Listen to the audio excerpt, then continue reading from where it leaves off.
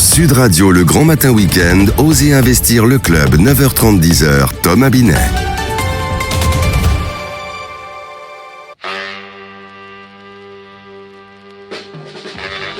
Heureux de vous retrouver après cette petite pause avec notre invité Jean-Marie Perrier. Thomas, vous allez nous présenter notre invité à travers son portrait inattendu. Ben oui Philippe, comment recevoir notre invité autrement que sur le générique de Salut les copains de 1959. C'est vous qui immortaliserez ces 46 yéyés en 66 par cette photo où on verra apparaître Sheila, Michel Berger, Johnny en haut de l'échelle et pas encore de l'affiche.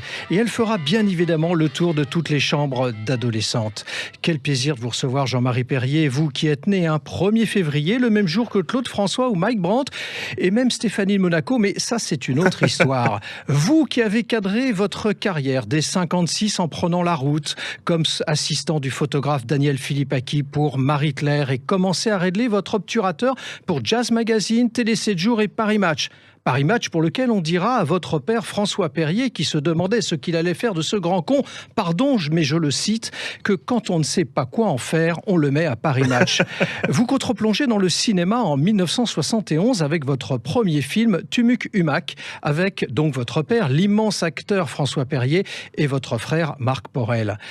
Mais vous êtes un artiste complet, Jean-Marie Perrier, car en dehors de la photographie et du cinéma, vous agrandirez votre angle de vue avec la publicité. Plus de 600 films et des livres, car lire des livres. Et vous en avez commis 14 à ce jour. Vous, qui avez été le témoin de mariage de Johnny et de Sylvie Vartan, au point d'ailleurs d'être emmené avec eux dans leur voyage de noces, vous considérez que vous improvisez votre vie depuis 56, tout en disant de vous qu'il vaut mieux réussir son ratage que rater sa réussite. Mais vous retombez toujours sur vos trépieds. Alors, êtes-vous le pessimiste absolu et apte au bonheur que vous décrivez, ou le solitaire que Raymond Depardon suggère quand il disait que pour être photographe, il faut aimer la solitude? Ce qui est sûr, Jean-Marie Perrier, c'est que vous êtes nostalgique des années 60, les années de vos 20 ans, années de tous les possibles, de celles où le monde vous appartient car on veut le conquérir. De temps à autre, vous nous recadrez avec votre franchise et votre parler vrai en prenant la lumière par vos prises de position, et ce, sans contre-jour. Jean-Marie Perrier, qu'il est pétillant de vous entendre sans filtre, mais toujours avec pudeur et honnêteté. Alors, au moment où sort votre dernier livre, intitulé Déjà hier, j'ai envie de vous dire vivement demain, car nous attendons déjà le prochain. Bonjour Jean-Marie Perrier. Bonjour. Vous avez une vie incroyable, Jean-Marie Perrier. Vous avez côtoyé tous les grands artistes de ce monde. Mick Jagger, Simone Signoret, Jack Lemmon, je ne peux pas tous les citer. Et même Edith Piaf, pardon. Vous l'avez rencontrée à l'âge de 12 ans et vous lui avez dit que vous vouliez être artiste. Ce à quoi elle a répondu: si tu veux être artiste, c'est simple. Prends tes défauts, mets-les en avant avec affirmation et ils deviendront des qualités que les autres imitent. Considérez-vous que vous avez suivi son conseil? Ah ben c'est pas moi. J'ai pas adapté ça à moi, j'ai surtout surveillé ça chez les autres. C'est-à-dire qu'en fait, ce qu'elle m'a dit ce jour-là, oui. En fait, elle m'a raconté l'histoire du spectacle. Parce que si vous regardez étymologiquement, on part de Internet, il y a télévision, cinéma, oui. Théâtre, cirque, Elephant Man. En fait, tous les grands artistes ont quelque chose de monstrueux. C'est-à-dire, personne ne parle comme Depardieu. Et quand on va le voir, on voit, c'est nous, mais c'est pas nous. Voilà. C'est-à-dire que c'est quelqu'un qui ose mettre ses défauts en affirmation. Et ça devient des qualités que les autres imitent. Je trouve que c'est un extraordinaire service qu'elle m'a rendu en me disant cette phrase. Alors, Jean-Marie Perrier, nous sommes dans Osez investir. On va parler argent, on va parler carrière, si vous le permettez. Vous avez commencé jeune. Comme je l'ai précisé dans votre portrait, vous avez gagné probablement beaucoup d'argent dans ces différents métiers. Quel a été votre premier investissement sérieux ? Ah non, mais de toute façon, d'abord, mon premier investissement sérieux a été d'en dépenser encore plus. Donc, si vous voulez, d'accord. Je ne sais pas. Oui, non. C'est la relance par la consommation, Jean-Marie Perrier.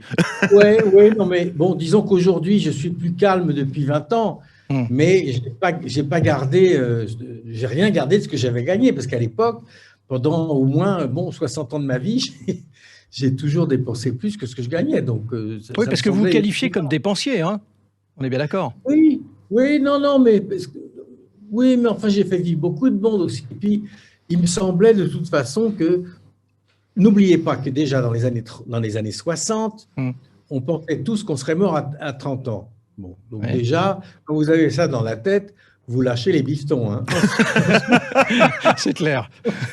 Non, je veux dire, j'ai jamais d'ailleurs, à mon grand regret, j'ai jamais su qu'un jour je serais à la retraite. Bon, d'ailleurs, je ne le suis pas. Et je ne le serai jamais parce que j'en ai pas de retraite. J'ai les grandes comme ça. Mais ça, c'était une façon de vivre et je ne le regrette pas du tout. Mais Jean-Marie Perrier… Je trouve ça pas sérieux, je trouve ça pas raisonnable et pas sérieux. Oui. Mais je trouve que la seule chose déraisonnable, c'est d'être raisonnable vu qu'on vit qu'une fois. Mais dites-nous, Donc, Jean-Marie Perrier, vous n'êtes pas comme la plupart des Français, vous n'avez pas acheté une maison? Ça n'a pas été votre premier investissement? Non, j'en ai acheté 3. D'accord. Ah oui, bah oui. J'en ai acheté, non, mais j'en ai acheté 4 exactement. Oui. Et je les ai perdues toutes. Et là, j'ai la dernière que j'ai achetée, c'est il y a 25 ans. Une petite maison dans l'Aveyron. Dieu merci, dans l'Aveyron. Mais dites-moi, est-ce que vous avez été accompagné durant votre carrière par un impresario, un gestionnaire, quelqu'un qui vous a aidé? Hélas, non. Hélas, non. Voilà. Hélas, non. Mais bon, en même temps, il faudrait qu'il ait eu vraiment… Non, mais l'air, c'est pas possible. Parce que si vous voulez… Pour avoir j'en ai eu, oui, des agents. J'ai eu des agents de cinéma. J'ai eu Valériane Giscard d'Estaing avec qui je travaille depuis 15 ans pour les photographies. Mais si vous voulez, c'est pas ça. Le problème, c'est que j'ai changé de vie tous les 10 ans. Donc, comment voulez-vous que quelqu'un vous suive quand vous changez totalement de métier? Parce que quand vous me parliez tout à l'heure de 56, ou le jour où ce journaliste a dit à mon père, quand on ne sait pas quoi faire de son fils, on le met à Paris Match. J'ai donc arrêté ce que je voulais faire, c'est-à-dire la musique. Ouais, c'est ça ma vie, moi. Bon. Alors, à cause de cette histoire, on ne va pas s'étendre, mais le jour où j'ai découvert que mon père, François Perrier, n'était pas mon père, et que mon géniteur était noir, ce qui n'avait aucune importance, mais qu'il était musicien. Oui, si vous le permettez, là, pour nos auditeurs, Jean-Marie Perrier, pour nos auditeurs rapidement, effectivement, on va pas s'étendre sur le sujet, vous avez 16 ans et votre géniteur, c'est Henri Salvador. Oui, moi, je ne prononce plus jamais son nom, donc je vous laisse… Non, mais je le fais à votre place, si vous le permettez. Non, mais si vous voulez, c'est un type qui avait beaucoup de talent. Mais moi, toute ma vie, j'avais pensé à faire de la musique. Depuis l'âge de 5 ans, je composais, je jouais du piano, du piano, de la trompette, j'ai appris l'harmonie, je faisais vrai que ça, je faisais du jazz, du classique, et tout à coup, je vois sur la scène un type qui fait au fond tout ce que j'avais rêvé de faire. Jean-Marie Perrier, cette photo mythique avec toutes les stars des yéyés, elle vous a rapporté beaucoup d'argent? Mais jamais de la vie. Ah oui, c'est une œuvre d'art qui n'a pas rapporté beaucoup d'argent. Mais non, bien sûr que non. Mais attendez, il faut arrêter avec les œuvres d'art. Un artiste, c'est quelqu'un qui, d'abord, ne peut pas respirer sans faire ce qu'il fait. C'est quelqu'un qui fait tout le temps la même chose toute sa vie. Je veux dire, je parlais de Jean-Paul Goude l'autre jour. Bon, Jean-Paul, qui est mon ami, qui est un type pour lequel j'ai beaucoup d'admiration, il a fait une chose dans sa vie. Il a tracé le même sillon. Moi, j'ai changé de vie tous les 10 ans. J'ai changé de vie, de métier, de pays, de compact, de tout. Moi, j'ai une petite question très, très simple et très technique en même temps, parce que tout le monde peut se la poser. Si je veux m'acheter une photo que vous avez faite, combien ça me coûterait? Vous avez une idée, vous, du prix qu'on vend vos photos? Bien sûr, oui. Écoutez, alors là, ça dépend plus de moi du tout, puisque c'est entre les mains.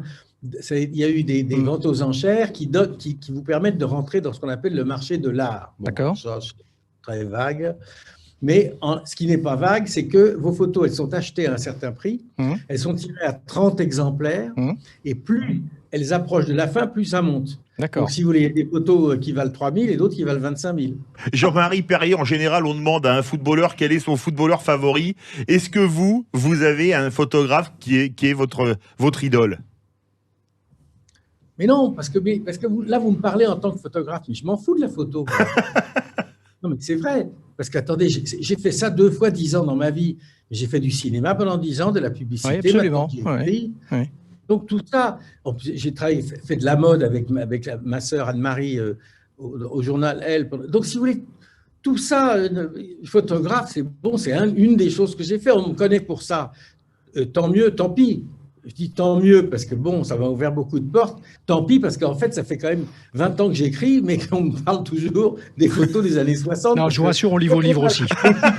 Quand on a l'étiquette là, vous voyez, parce que les photographes des années 60, c'est pour la vie, c'est comme ça. Mais bon, alors, je ne me plains pas. Jean-Marie Perrier, on a avec nous Thierry Bigagnon de la galerie Thierry Bigagnon dédiée à la photographie qui vient nous livrer une petite chronique pour vous, Jean-Marie Perrier. Thierry, est-ce que la photographie représente un bon placement? Justement, on en a commencé à en parler. Eh bien, tout d'abord, il faut noter que la rareté est un élément essentiel d'appréciation de la valeur d'une photographie. Dans le cadre de notre invité, Jean-Marie Perrier, pour acquérir un exemplaire original et signé de l'une de ses photos, il faudra passer par une galerie qui aura à cœur de proposer des tirages en édition limitée. Oui. Il est à noter d'ailleurs que le marché évolue sans cesse, qu'il n'est pas exemple de tendance ou de mode, et que la tendance depuis quelques années va clairement en faveur des petites éditions, voire des éditions uniques. Alors Thierry, la rareté est-elle le seul critère pour juger financièrement de la valeur d'une image ? Non, et avant toute chose, il convient d'acheter ce que l'on aime. Oui. C'est le tout premier critère à avoir en tête. Ensuite, il faut y regarder de plus près et s'arrêter sur plusieurs éléments pour prendre une bonne décision. Suis-je là face à une œuvre importante ? Son auteur a-t-il un parcours intéressant en termes d'exposition et de publication ? D'autres de ses œuvres ont-elles fait l'objet de ventes aux enchères ? Bref, comme pour tout investissement, mieux vaut se renseigner avant d'investir. Et là, les galeries sont souvent de bonnes sources d'informations. Alors, quel est le ticket d'entrée pour agir sur ce marché, Thierry ? Eh bien, la photographie est relativement accessible, en fait, car on peut faire ses premières acquisitions à moins de 1 000 € pour des œuvres d'artistes émergents, notamment. Mais la règle d'or, il en existe une, à défaut de pouvoir s'offrir des œuvres iconiques d'artistes légendaires, c'est de privilégier les œuvres majeures d'artistes émergents plutôt que les œuvres mineures d'artistes majeurs. Merci Thierry. Ah, je suis mal barré alors. Mais non, pas du tout Jean-Marie. Alors Jean-Marie Perrier, comme le veut la tradition, dans Oser Investir, vous avez retenu une chanson interprétée par les Rolling Stones, Star Star, pour terminer notre rencontre de ce matin. Jean-Marie Perrier, entre vous et moi, ça n'a pas dû être facile de choisir cette chanson, vous qui les avez tous côtoyés, forcément. Oui, mais c'est parce que justement, c'est mon groupe préféré. D'accord. Et cette chanson-là, je la trouve absolument formidable. Donc voilà, impossible de choisir parmi tous ceux que j'ai rencontrés. Bon, mais ça voilà, ça me touche, c'est tout. C'est pas plus que ça. Vous savez, la musique, c'est fait pour être écouté et apprécié. Oui. Merci Jean-Marie Perrier, merci d'être venu nous rafraîchir du côté d'Oser Investir ce dimanche matin. C'était le 60e numéro d'Oser Investir, merci de nous avoir suivis. Et vous pouvez retrouver, mon cher Philippe, l'intégralité, Jean-Marie également et Thierry, de toutes nos émissions sur oserinvestir.fr, sur radio.fr, tant sur les sites évidemment que sur les applications digitales. Bon dimanche. On se retrouve dimanche prochain. Avec grand plaisir, merci Philippe et merci à vous tous. Sud Radio, le grand matin week-end, Oser Investir le club, 9h30, 10h, Thomas Binet. Avec Groupe Peloux, l'immobilier et bien plus encore.